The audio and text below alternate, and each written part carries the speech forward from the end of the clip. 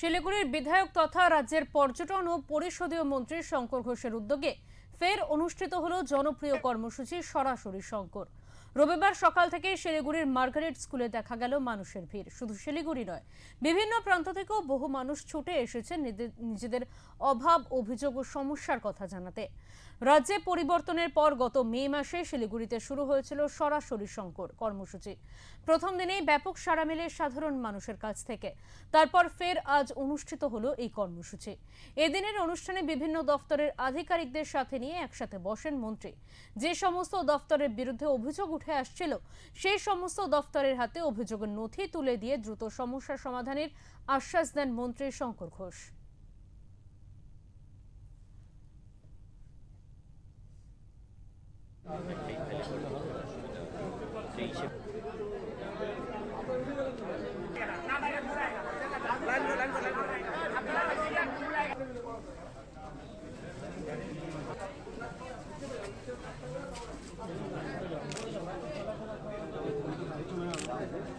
সমস্যা আমি 2008 থেকে ক্যান্সার নিয়ে কাজ করছি এখানে।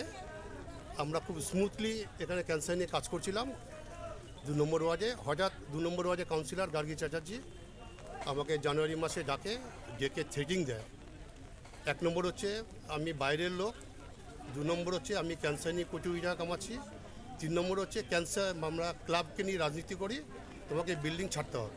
মানে কি এরম অসুস্থ, আমারও 2টো কিডনি নষ্ট, একটা কিডনি আমার নেই আর একটা কিডনি, তো আমাদের খুব অর্থের প্রয়োজন বলে আমরা ফ্ল্যাটটা বিক্রি করেছি এবং 3টে দালাল এসে আমাদের ফ্ল্যাটটাকে ওরা ঠিক করেছে। ওনারা নিজেরাই দাম ঠিক করে আমাদেরকে দিচ্ছিল, কিন্তু ওনারা শেষে আমাদের সাথে খুব খারাপ ব্যবহার করেছে।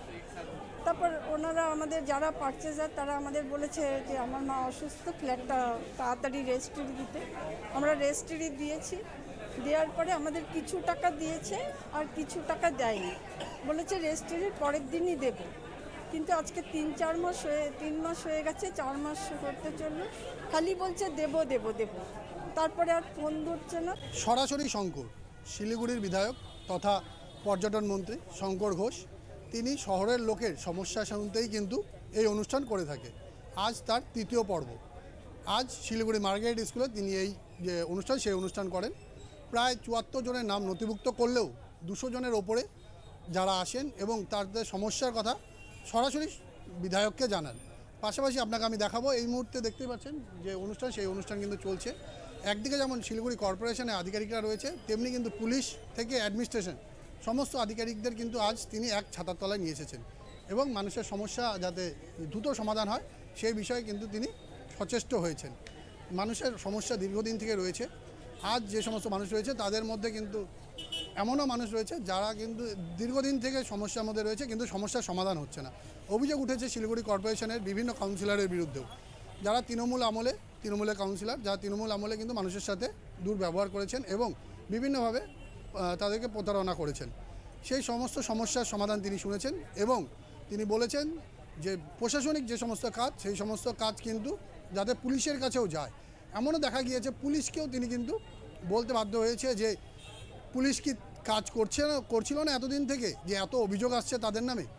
সেই সমস্ত অভিযোগ যাতে পুলিশ দ্রুততার সাথে সমাধান করে সেই বিষয়েও কিন্তু পুলিশকে তিনি অবগত করিয়েছেন। ক্যামেরায় স্বপন শাহর সাথে অরূপ পোদ্দার, ওমকার বাংলা।